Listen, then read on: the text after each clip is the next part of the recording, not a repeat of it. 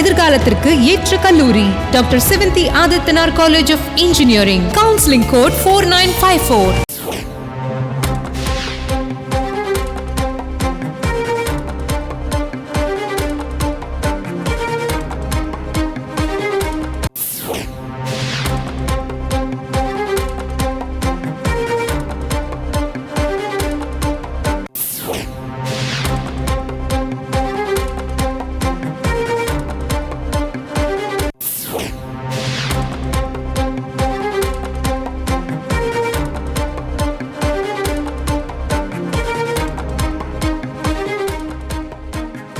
முக்கிய செய்தி: மூன்றாம் கட்ட தேர்தலுக்கான பிரச்சாரம் நிறைவு பெற்றிருக்கிறது.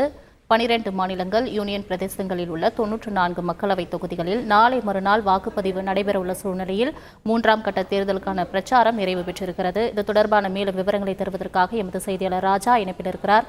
ராஜா, வணக்கம். நாளை மறுநாள் மூன்றாம் கட்ட வாக்குப்பதிவு நடைபெற இருக்கும் நிலையில் தேர்தல் முன்னேற்பாடுகள், வாக்குப்பதிவு முன்னேற்பாடுகள் என்னென்ன நடைபெற்று வருகிறது? கூடுதல் விவரங்கள்.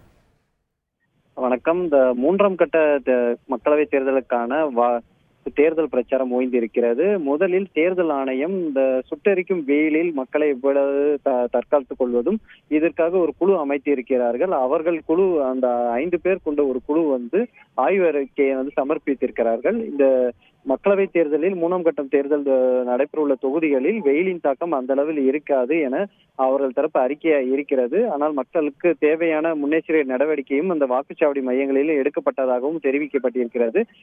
மேலும் குஜராத்தில் பெரிதளவில் இந்த முறை வாக்குப்பதிவு நடைபெறுகிறது. மற்ற மாநில சில தொகுதிகள் நடைபெற்றாலும் குஜராத்தில் பெரிதளவில் நடைபெறுகிறதால் அதுக்கு கூடுதல் பாதுகாப்பு போடப்பட்டதாகவும் கூறப்படுகிறது.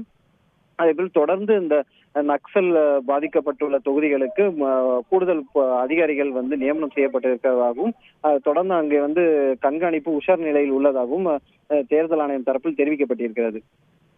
விரிவான தகவல்களுக்கு நன்றி ராஜா. மாணவர்களின் எதிர்காலத்திற்கு ஏற்ற கல்லூரி doctor Sevanthi Adithanar college of engineering. Counselling code 4954.